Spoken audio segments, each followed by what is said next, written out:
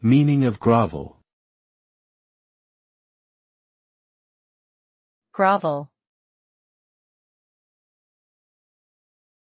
Grovel. grovel,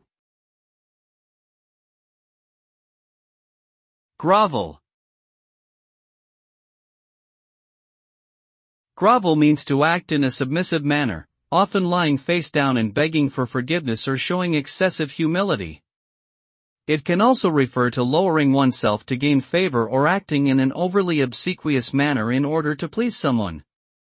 The term implies a lack of self-respect and dignity and can be seen as a negative behavior in many situations.